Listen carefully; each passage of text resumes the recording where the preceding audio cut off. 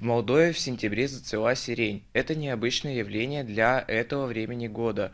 Наша съемочная группа выяснила, что это означает по народным приметам. Да, я знаю, что это к потеплению, что осень уходит, будет тепло, мы сможем гулять, как раньше, будет хорошо и погода будет более стабильная, а не как ветер сейчас. Это значит, что будет продолжение долгой и теплой осени, продолжение бабьего лета и значит, что будет хорошая погода, не сильно жаркая, не сильно холодная и в целом значит, что осень будет очень хорошей. Мне нравится осень, потому что мне именно нравится, когда листопад, и я люблю собирать желтые листья. Когда второй раз цветет сирень, значит будет глубокая осень. Мне очень нравится эта глубокая осень. Значит будет теплее и погода лучше. Цветущие кусты сирени удалось найти на юге Молдовы у жительницы муниципия города Камрат Марии Якимовой. Сирень зацвела в конце сентября. Сирень посадил мой муж. Когда? Давно? Давно, она уже половина высохла. И когда был снег, развалился. Ага. И только вот кусочек остался. Вот видно, вот даже этот. Цветет второй раз. Второй раз уже. Да, второй раз цветет. Более длинная осень будет. Ага. Когда сирень цветет, и яблоко, длинная осень.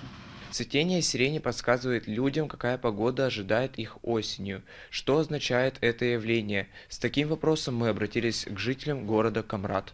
Да, мы наблюдаем действительно, что этой осенью зацвела сирень, и не только сирень, но еще и каштаны зацвели. Ну что, это очень красиво, это очень приятно.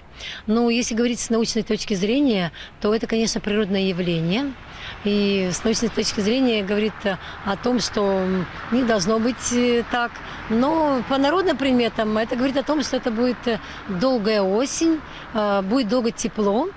И мы, жители города Камрат и другие жители, сможем, наверное, еще долго поработать дома или погулять в парке, или пройтись и наслаждаться тем теплом и той осенью, которую нам сегодня природа подарила, можно так сказать. Ну, насколько мне известно, и я это заметила в этом году, что конец сентября и цветут каштаны, сирень. По-моему, в детстве мне бабушка рассказывала, что означает эта примета теплую продолжительную осень. Насколько это соответствует действительности, не знаю. Эксперименты не проводила, но я очень надеюсь, что так и будет, потому как в этом году бабье лето нас радует и балует. Бабье лето порадует жителей Молдовы после 10 октября. Температура воздуха достигнет 22-23 градусов по Цельсию.